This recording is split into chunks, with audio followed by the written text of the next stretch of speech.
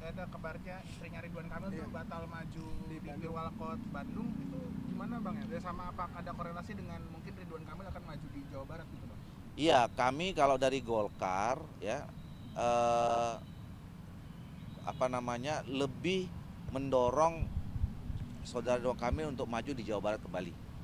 Ya, dengan segala perhitungan kami secara politik dan juga untuk kepentingan pembangunan Jawa Barat, mungkin Pak Ridwan Kamil lebih relevan, lebih bermanfaat, lebih berguna untuk masyarakat Jawa Barat.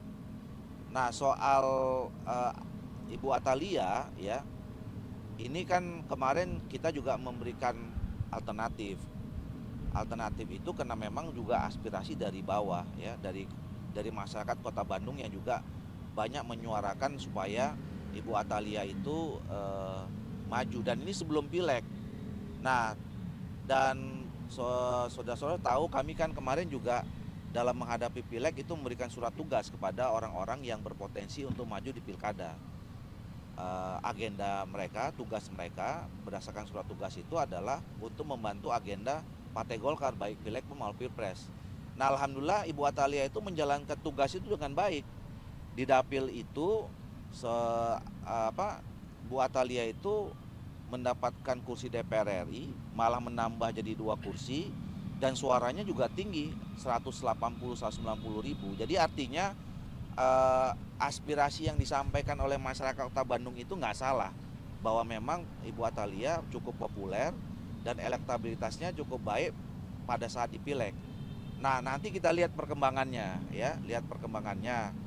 Kalau salah satu nanti yang akan kami pertimbangkan juga adalah apakah menjadi positif ya ketika Pak Ridwan Kamil di Jawa Barat, terus kemudian istrinya di Bandung ya, itu akan menambah nilai positif atau malah negatif, itu yang nanti kami akan kaji. Jadi semuanya masih terbuka. Tapi Bu Atalia memang sudah resmi mengundurkan diri gitu ya? Siapa? Bu Atalia. Dari maju Pilwalkot Bandung gitu Bang. Belum. Nah, apalagi yang nanti juga salah satu yang dipertimbangkan adalah Ibu Atalia kan sudah ngontrak DPR RI. Jadi kalau dia maju jadi wali kota itu harus mundur. Nah, ini kan belum tentu juga setiap orang habis bertanding dapat sesuatu terus kemudian suruh tanding lagi harus mundur, yang kemarin kan belum tentu mau. Itu juga salah satu pertimbangannya nanti. Mengenai kubu non pendukung Pak Prabowo yang bergabung ke Pak Prabowo, Golkar melihatnya sejauh ini seperti apa Pak? Kami melihat bagus-bagus saja ya, karena begini, kami kan dari awal salah satu pertimbangan kita memberikan dukungan ke Pak Prabowo ini kan ada satu narasi besar yang dia selalu sampaikan, yaitu bagaimana Indonesia ke depan ini kalau mau maju itu salah satu syaratnya kita harus tetap bersatu bersama, solid gitu, membangun persatuan dan kesatuan gitu, bersinergi antara elemen bangsa gitu. Jadi wujudnya kan salah satunya adalah bagaimana Pak Prabowo yang sekarang sudah ditetapkan sebagai presiden terpilih juga harus membangun komunikasi dengan semua elemen bangsa termasuk partai politik. Nah, cuman ada hal yang berbeda ya. Saya kira komunikasi politik itu menjadi mutlak penting ya dilakukan gitu. Tapi apakah kemudian itu dapat disimpulkan bergabung dengan pemerintahan, itu belum tentu. Tergantung si partai politiknya masing-masing ya. Dan oleh karena itu kalau komunikasi politik itu sudah dilakukan dan terus dirawat ya, urusan berada di dalam atau di luar pemerintahan saya kira udah nggak jadi soal lagi, karena itu menjadi sama mulianya. Tapi Ya. dikhawatirkan mengurangi jatah Golkar sih Pak? Kalau soal kabinet, komposisi kabinet itu ke hak prerogatifnya Pak Prabowo. Saya yakin Pak Prabowo sudah paham, punya rumusan sendiri ya, siapa-siapa saja, dari mana saja, berapa banyak dari mana saja partai politiknya gitu.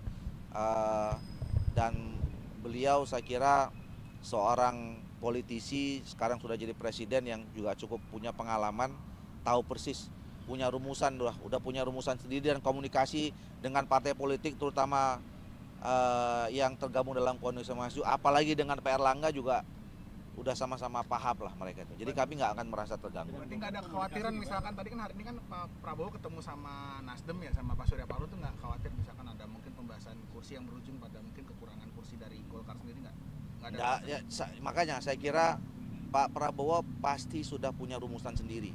Yang itu rumusan itu sudah muncul pembicaraan antara ketua umum partai politik, terutama yang di Koalisi Indonesia Maju. Jadi kalaupun kemudian nanti ada partai-partai politik lain yang masuk, gitu, tentu saya kira itu sudah ada kesepahaman antara Pak Prabowo dengan ketua umum partai Golkar, ketua umum partai PAN, Demokrat, dan yang lainnya ya, yang tergabung dalam Koalisi Indonesia Maju. Rumusan yang disepakati apa? Ya, yang tahu Pak Prabowo, Pak Erlangga, dan Allah Subhanahu Wa Taala. Pak, rumusan yang disepakati apa antara Pak Prabowo dan pimpinan partai yang ada koalisi ini? Belum selesai kan, ini pelantikannya masih 20 Oktober, masih panjang gitu. Walaupun saya yakin sudah ada pembicaraan awal ya, tapi finalnya kan nanti masih lama. Karena memang kan punya Apa? Saya ini kan pengurus DP Partai Golkar, itu tergantung dari Pak Erlangga Hartarto, ketua Bang, umum Munas kita. jadinya Desember. Ya, Munas Desember itu adalah keputusan ADRT. Jadi ADRT kita itu menegaskan bahwa Munas dilaksanakan setiap bulan Desember 5 tahun sekali. Jadi itu perintahnya ADRT Desember itu. Perihal ini Pak, tingkat besaran dari masing-masing suara pileg partai koalisi Indonesia Maju akan menjadi salah satu instrumen perhitungan dari bagi-bagi kursi menteri itu Pak di setiap koalisi Indonesia Maju. Ya itu yang tadi saya katakan, salah satu rumusan yang juga mungkin sudah dibicarakan antara Pak Prabowo dengan pimpinan Koalisi Indonesia Maju, mungkin mempertimbangkan salah satunya soal itu. Suara pileg itu tadi Pak ya? Ya, oke.